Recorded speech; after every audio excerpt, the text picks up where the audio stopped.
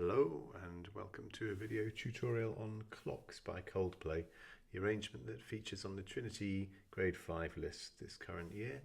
So it's a good option you might want to learn if you're going to take the Trinity exam, or if you want to use it as an own choice piece in an APRS performance exam, or indeed part of your MTB program.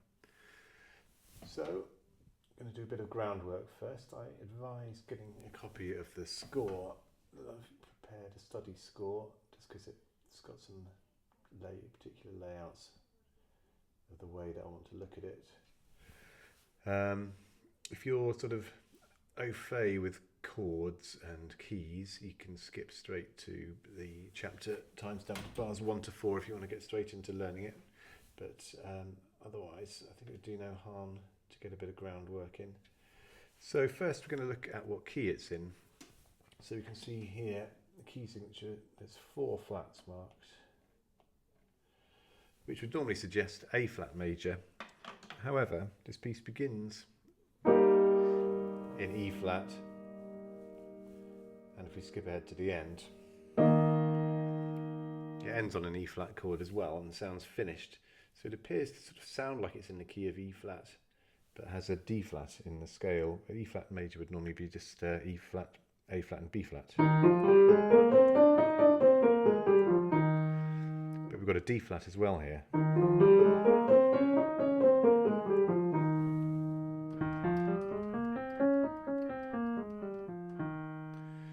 So this is actually called the Mixolydian mode transposed onto E flat.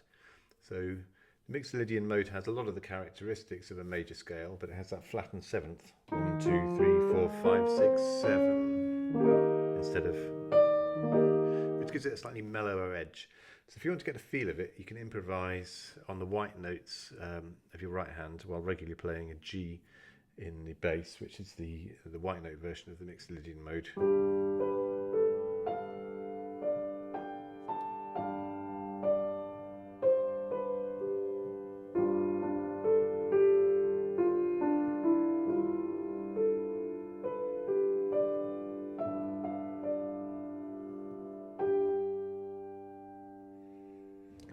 And then play the Mixolydian mode transposed onto E flat. So that's using the 4 flats we got in this key signature: E flat, A flat, B flat and D flat.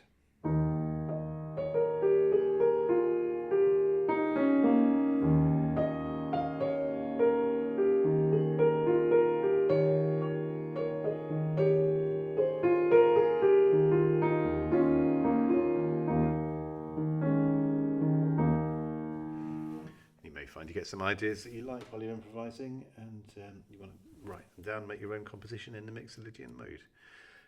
So now we're going to look at the main 3 chords used in this piece. So that's the first one. The second one is the same as the third one, and then the fourth one. And it's basically just those chords over and over and over and over and over and over again, apart from one subtle change in the middle, which we'll come to in due course. So we really want to make sure we know what those 3 chords are inside out, because they feature in pretty much every line in some sort of combination. So the first one is E flat major, E flat, G and B flat.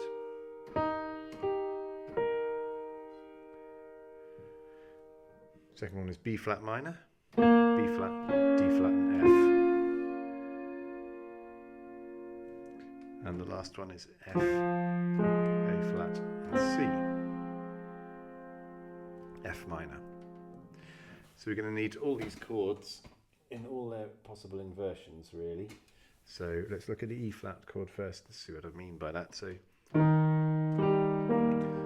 flat major, E flat, G and B flat. If we take the E flat and put it on top, so that now the G is the lowest note, G, B flat, E flat. That's what we call the first inversion, and if the B flat is the lowest note, still got B flat, E flat and G, that's E flat major in second inversion.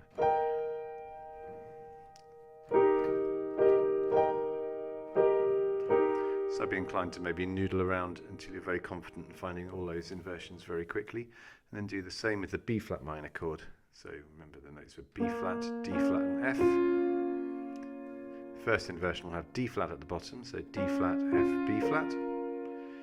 Second inversion will have F at the bottom, so F, B flat, D flat. And again, just keep playing them until you can find all those inversions up and down the piano, and maybe start interspersing them with the E flat chord.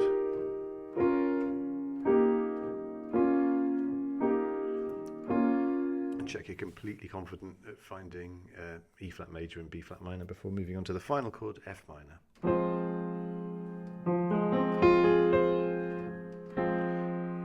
So just a reminder, the three notes are F, A flat and C.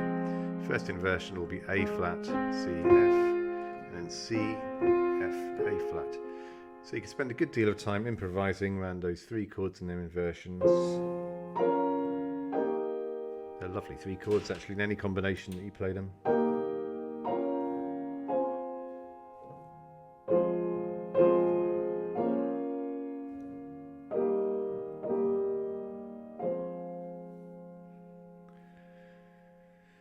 So we're just going to quickly look at a couple of other chords that come up very briefly in the main section. So that's A flat major, so A flat, C and E flat,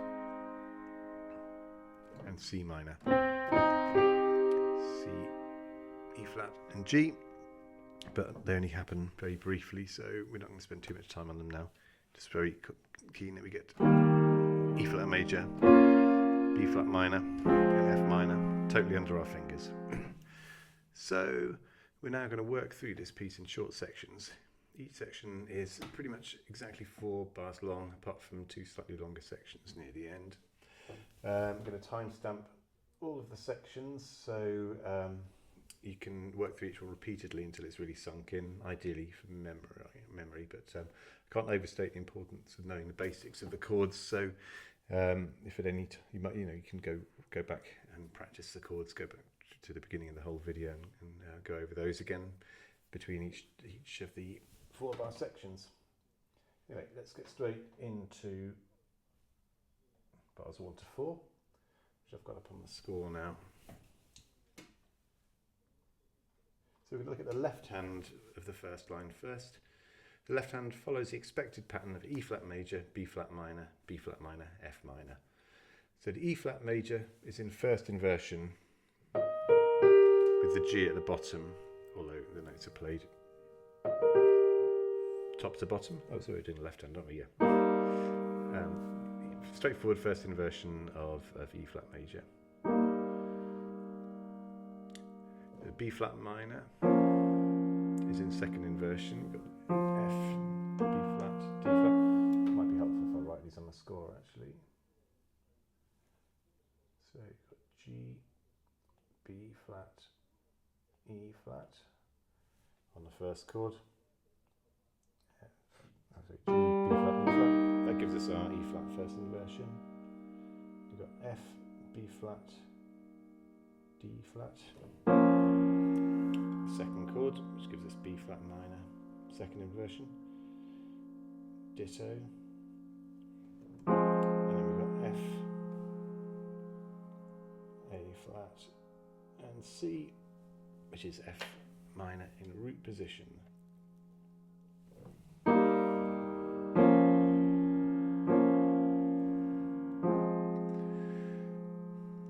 So the right hand has exactly the same chord positions, but they're played as broken chords from the top down rather than complete chords. So we have E flat at the top, B flat, G. E flat, B flat, G.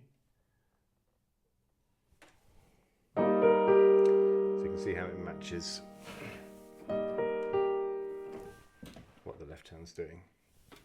And now I think I don't need to write the notes in all the way through. I think you can see that it's going to be the same. D flat, B flat, F, counting reverse. Same again. And in the final bar, C, A flat, F, C, A flat, F. So we have the notes that give us the harmonies. Just need to talk about the rhythm a bit now. So we've seen that the key signature is 4 flats. Just highlighting in yellow the time signature now, 4 beats in a bar. So 4/4 means there are 4 crotchets or 4 quarter notes in a bar, and therefore there are 8 quavers or 8th notes. So the 8th notes are divided into a pattern of 3 plus 3 plus 2 here. I'm just going to get rid of the notes so we can focus on the rhythm a bit.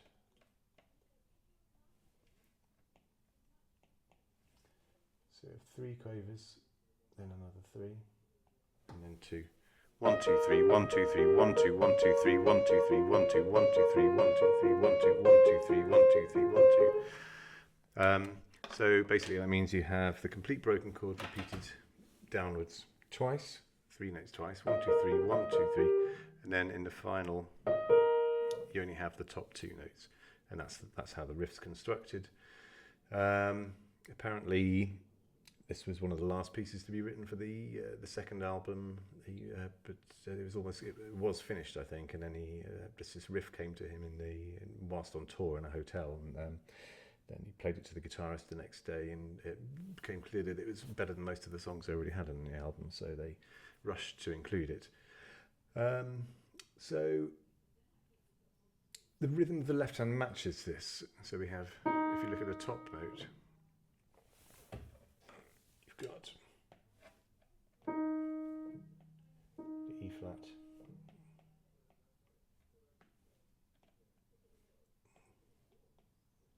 there's a dotted crotchet which is 3 quavers, 1 2 3, then a quaver tied to a crotchet which is another 3, and then a crotchet which is 2 quavers. So 1 2 3 1 2 3 1 2 1 2 3 1 2 3 1 2 1 2 3 1 2 3. You can probably hear that anyway. So here's how they fit together. 1 2 3 1 2 3 1 2 1 2 3 1 2 3 1 2.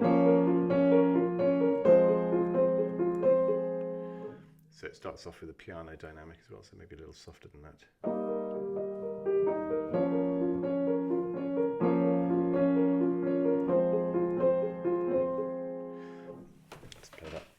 On the MIDI keyboard in case you find that easy to visualize.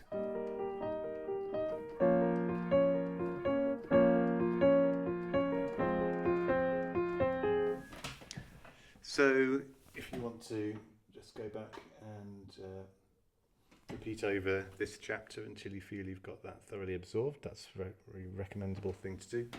But if we're ready to move on, we'll go on to bars 5 to 8 now. If I scroll up,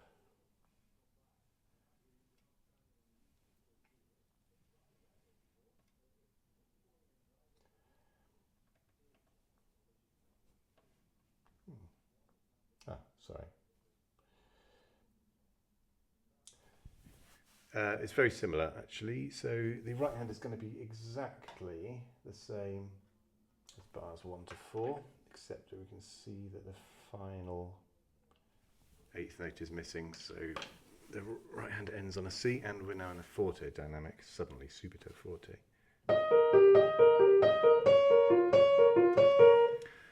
It's also got tenuto markings on the, emphasising that 3 plus 3 plus 2 rhythm.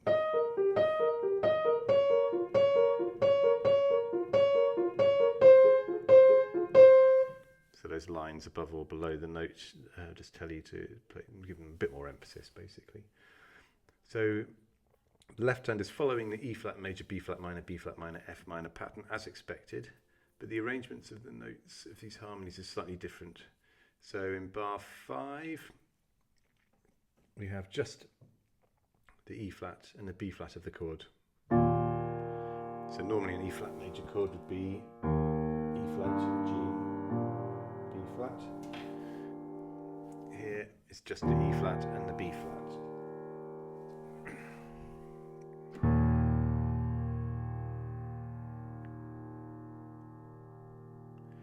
Bar 6, very similar.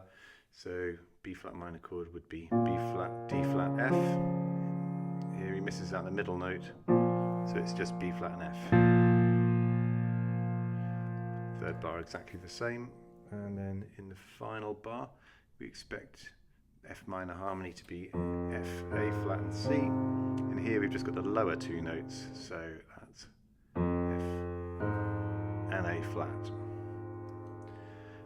And now this time the lower note is the one that's repeated to give us the 3 + 3 + 2 rhythm. 1 2 3 1 2 3 1 2 1 2 3 1 2 3 1 2 1 2 3 1 2 3 1 2 1 2 3 1 2 3 1 2.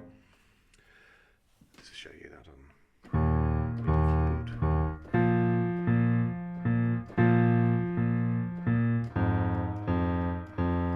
Note how the top note is allowed to carry on singing while the lower note does a more rhythmic thing. So here's how that all fits together. Once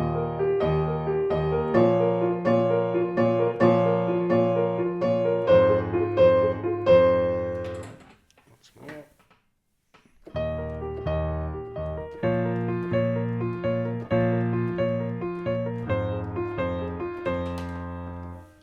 So you can keep going over that until you're happy with it. Then you might want to revise lines 1 to 4 and 5 to 8 together to check that you can play them all fluently and, as I keep saying, ideally from memory. But next chapter is going to be bars 9 to 12.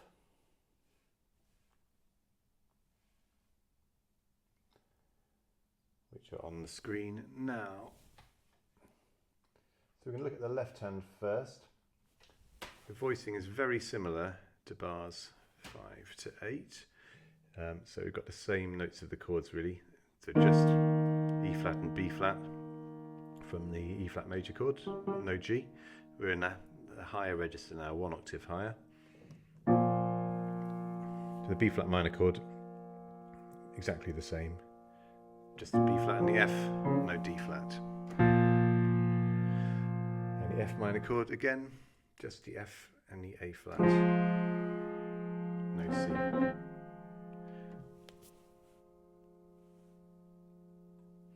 But this time the lower note is repeated in crotchets to give us a straighter 4-note rhythm. 1 2 3 4 1 2 3 4 1 2 3 4.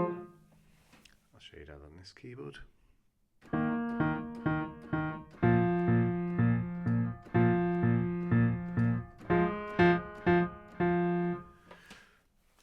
The right hand introduces the vocal melody for the first time.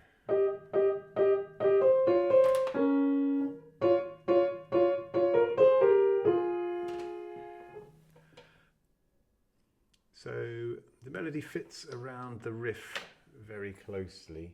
The hand doesn't need to stray far from the same shape on the keyboard at all.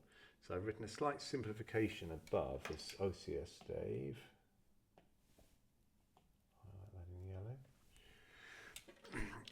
This is very, very similar to what's actually written, but you can play this with your hand in exactly the same place as you do for the riff. So the first bar, E flat. Now we've just got the outer two notes, the E flat and the G,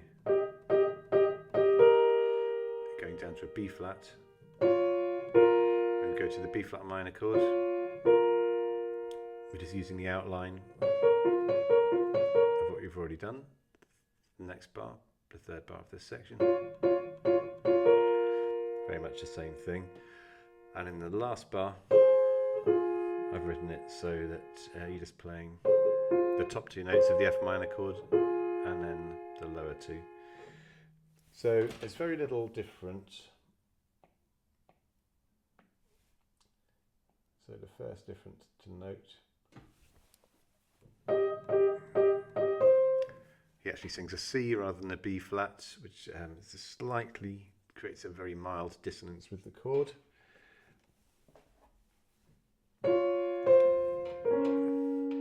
In the B flat minor bar, there's a passing note C in the upper line between the D flat and the B flat of the chord. And also the lower voice extends down to the lower D flat rather than staying on the F. It doesn't stay on the F, but it goes to D flat, but essentially we're still outlining that B flat minor chord. We've got D flat, F, B flat, D flat, and a passing note. Bar 11 is exactly as written in the above stave. So it's just the notes of the B flat minor chord in second inversion as you've been playing in the riff the whole time. But you play the outer two notes, the D flat and the F,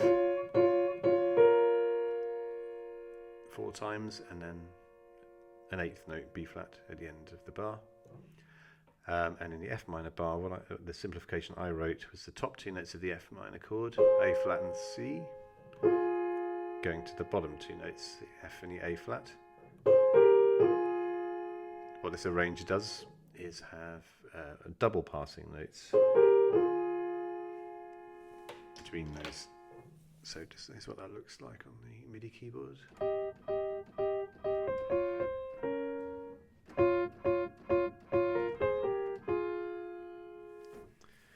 And all together. Oh, beg your pardon, I've got the rhythm.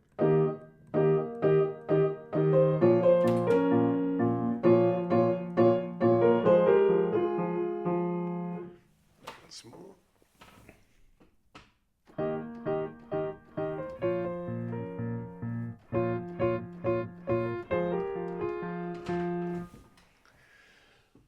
Okay, so we're motoring through this piece now.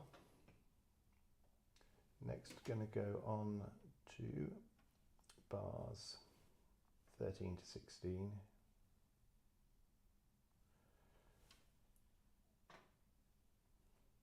So this is exactly the same as bars 9 to 12,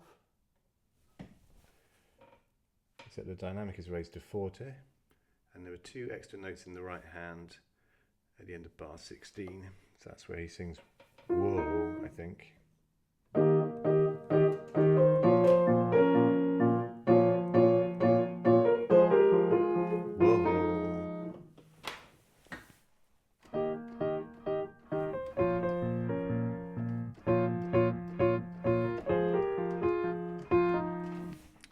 Keys isn't quite working on my MIDI keyboard. I need to look at that. Okay, so that didn't take long. Straight on to bars 17 to 20 now. So the left hand now features another arrangement of the notes of the chord sequence. So it's reverting back to the 3 plus 2, 3 plus 3 plus 2 rhythm.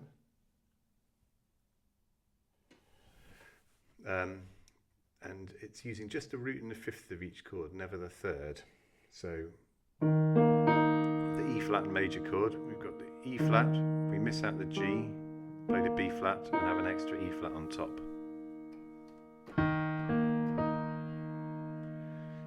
Same pattern with the B flat minor chord, so we play the B flat, miss out the D flat, play the F and have the B flat. Same again. Same pattern for the F minor chord, so play the F, we miss out the A flat, play the C, and add another F on top. So all in all, the left hand is.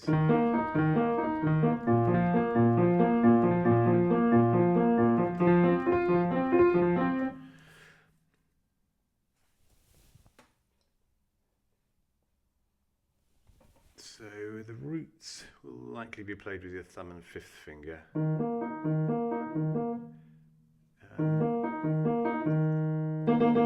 You might want to play the last B flat of the bar with your thumb to help you work your hand down the piano. Yeah. In fact, you could play the last note with your thumb there just to sort of give your hand a break from being stretched out.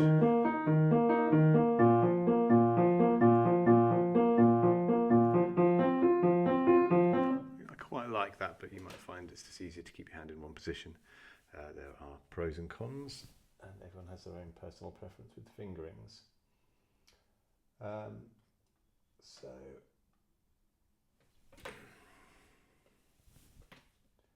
the right hand follows the same melodic outline.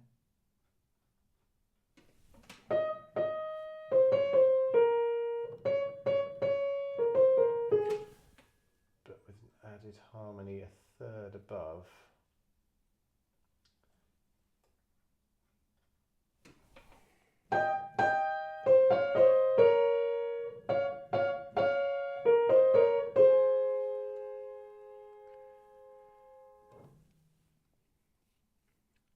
So the might be easier. There's another way you could see this is it forms slightly different chords here.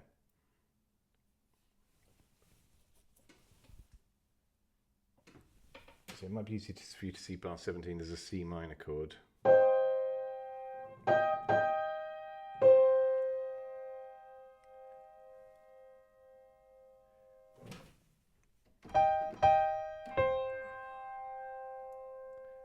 And then bar 18 it outlines a B flat minor chord, but with that double passing note, very similar to how the F minor was treated in bars 12 and 16. Bar 19 is the same as bar 17, but outlining a B flat minor chord rather than a C minor. And then bar 20 might be seen as an A flat major chord instead of F minor, 7th. If you put the right and the left together, it looks like an F minor 7th. A flat is effectively a rootless F minor 7th chord. But if you just think the right hand is only dealing with the A flat major part of it, and the passing note arrange themselves in the same way as it does over the chords in bars 12, 16 and 18. So let's just recap on the left hand. And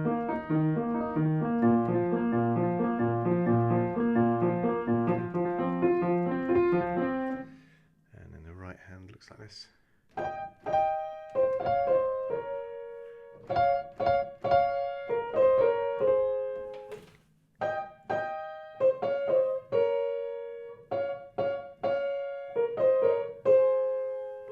Together it's something like this.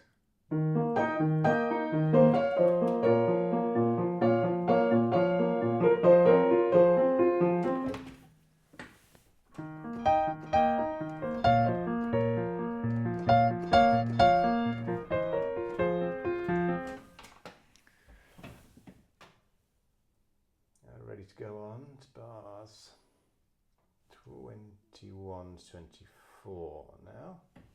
So the left hand is making an exact copy of the right hand of bars 1 to 4, the riff in other words, but it's back to piano dynamic, but the tenuto markings are still there, so they want to give a slight emphasis on the first, the fourth and the 7th quaver of each bar.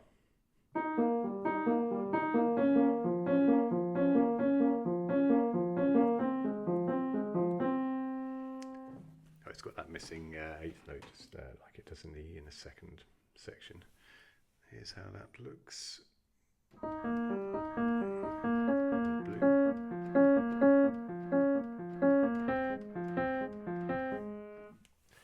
Now it might be worth spending quite a bit of time getting used to this, as it feels quite different to playing with the right hand. So the right hand then joins in on the 4th quarter note of bar 21. With notes that do fit the E flat major chord. It's B flat and G.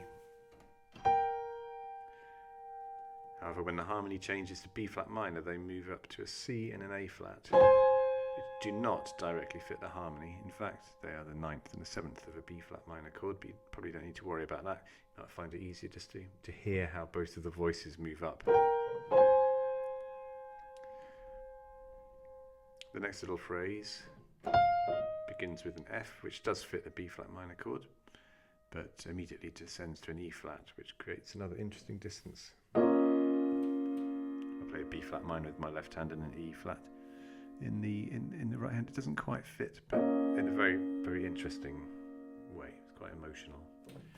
And then on the final quaver of bar 23, which I should be marking this as I go along, the right hand returns to the B flat and G that it started on. So the total right hand.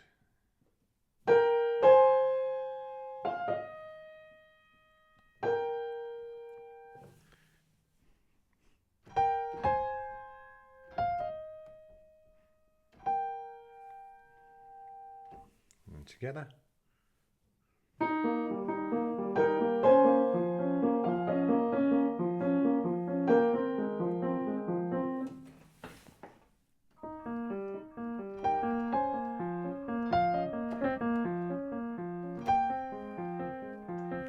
Really need to get a better MIDI keyboard. Right, bars 25 to 28. So on the home stretch now, I think only 1, 2, 3, 4, 5 more sections to go. You've got the whole piece, and much of this is repeated. This section in particular. So except for the dynamic of mezzo forte with a crescendo, this section is pretty much the same as bars 5 to 8. We just need to compare the voicing of the left hand here. So the right hand is...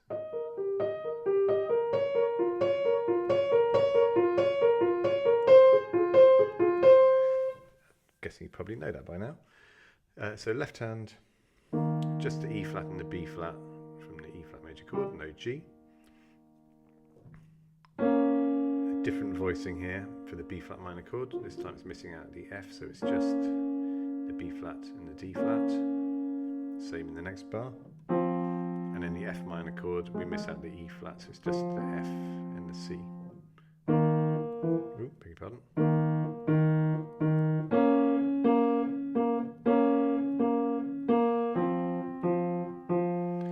And together. Actually, so I'll play that left hand on this keyboard first.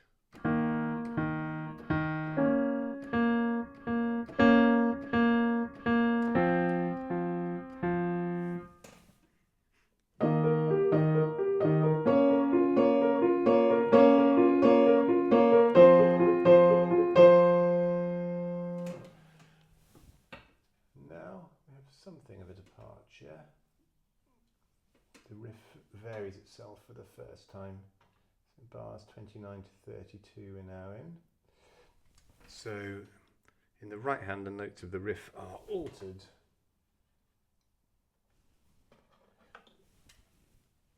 So the first 2 notes of each group of 3 are A flat and G. Same every time.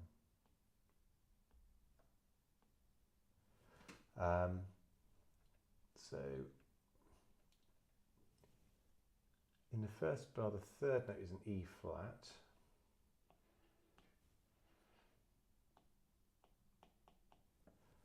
In the 2nd bar, it descends by 1 step to a D flat. 3rd bar, it does the same.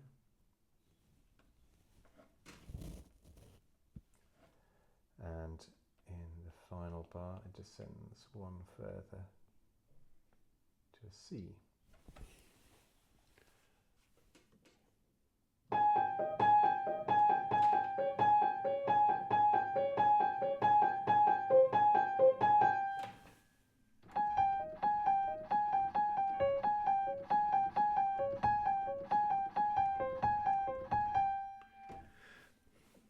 The left hand has something a little bit different as well. It starts with the outer notes of that E flat major chord, the E flat and B flat, repeated on the first 3 crotchets of the bar. And then it has a sort of auxiliary embellishment of the top 2 notes. So it goes down to an A flat and a B flat. In the 2nd bar we have a similar pattern. The first 3 beats utilise the outer notes of the B flat minor chord. Again, there are 2 quavers on the final beat, this time B flat and C. And then in the 3rd bar we start with that outline of the B flat minor chord again, but this time for a dotted crotchet as we return to the 3 + 3 + 2 rhythm. So in the following 2 chords the lower note descends in step first to A flat and then to G. 1, 2, 3, 1, 2, 3, 1, 2. And then in the final bar, we at last have some variation of the harmony. The left hand now outlines an A flat major chord with an A flat and an E flat. So in total, the left hand is.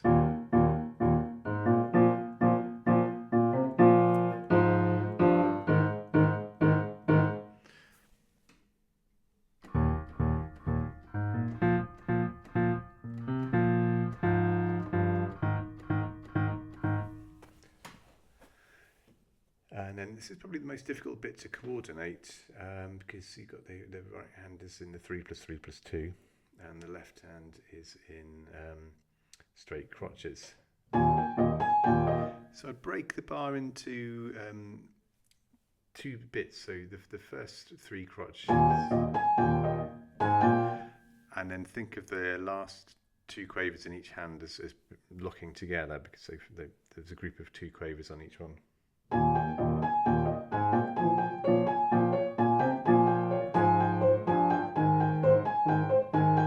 One more time. I think I played a C instead of a D flat in the third bar.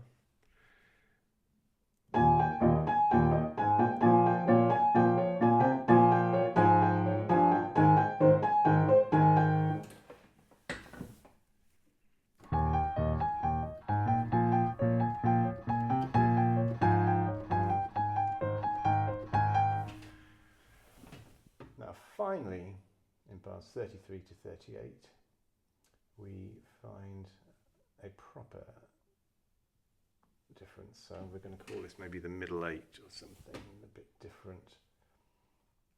So there's 3 totally new chords for us to learn now. It's not absolutely relevant to relate them to the overall key of the piece because they are so far removed. So the first bar is largely made up of G flat major chord, G flat major 7th in fact. So G flat major chord is G flat, 1, 2, 3, 4 semitones, gives you the middle note, which is B flat, further 3 semitones, gives you the top note, and if you want to add a major 7th, and up a further 4 semitones. So G flat major 7th is G flat, B flat, D flat and F. And we can see this chord here is made up of those notes in a slightly different arrangement.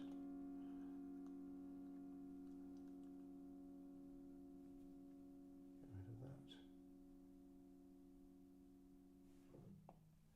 So you've got G flat, miss out the B flat, go straight to the D flat.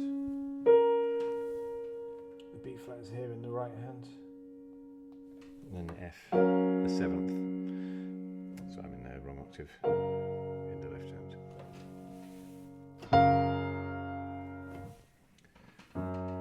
So the left hand, if you play that with fingers 5 and 2, then the thumb goes up to another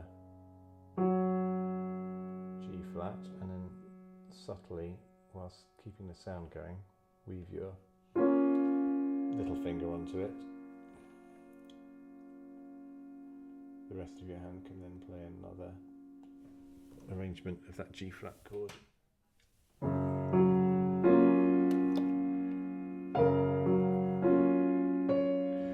The last note of the bar is a D flat, which does fit the chord. Going on to the next bar, we can see that the left hand harmony continues. So we really should be thinking of this in terms of G flat major, but it's just tempting to note that it looks like a D flat major chord, which is going to come on to. We'll skip ahead to the next bar here. So we've got D flat major 7th here, so D flat, up 4 semitones gives us F, up 3 semitones A flat, and to add the major 7th another 3 semitones.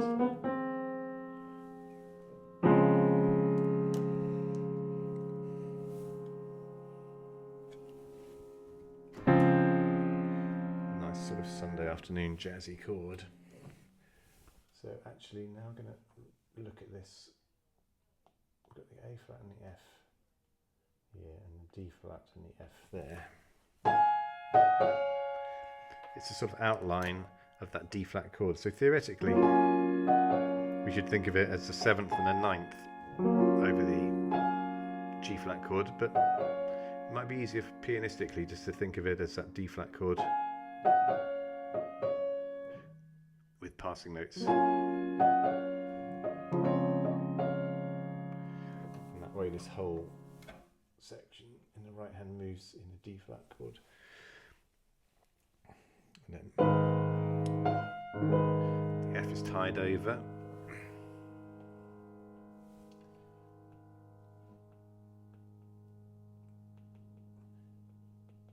And we move to an A flat minor chord. But that's not terribly important. We could just read the notes for that. And we're back to the G flat major chord with the 7th. But this time the right hand has the 4 note chords and the left hand is a G flat, D and G flat.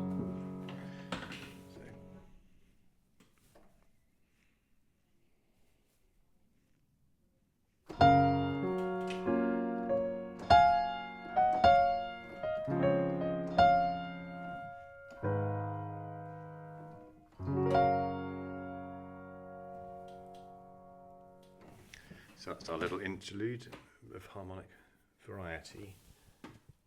One more time on the actual piano.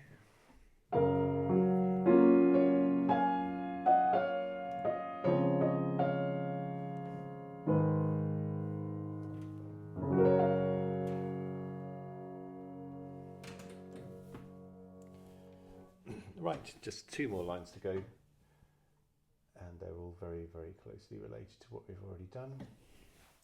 So let's skip through them very quickly and get to the end. Bars 39 to 42. I can't see any difference. It's basically exactly the same as bar 1 to 4. Or it's actually got a missing last 8th note of the last bar, more like bars 5 to 8, but it's piano dynamic.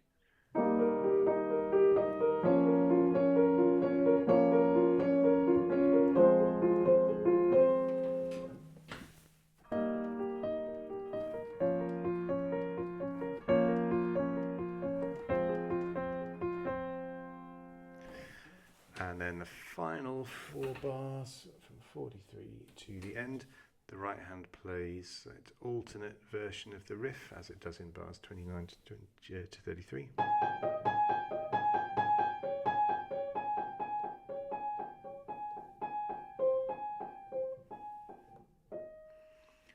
The diminuendo poco a poco getting gradually dying away and slowing down.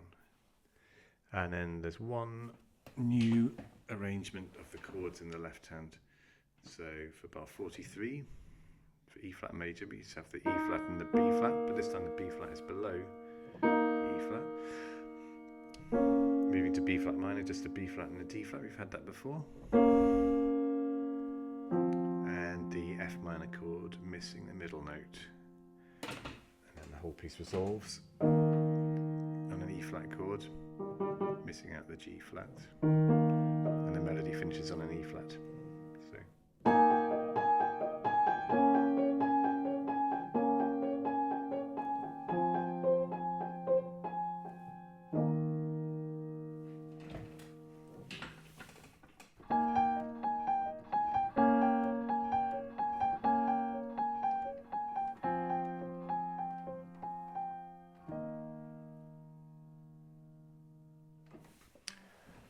Okay, right, I hope this has been of some help.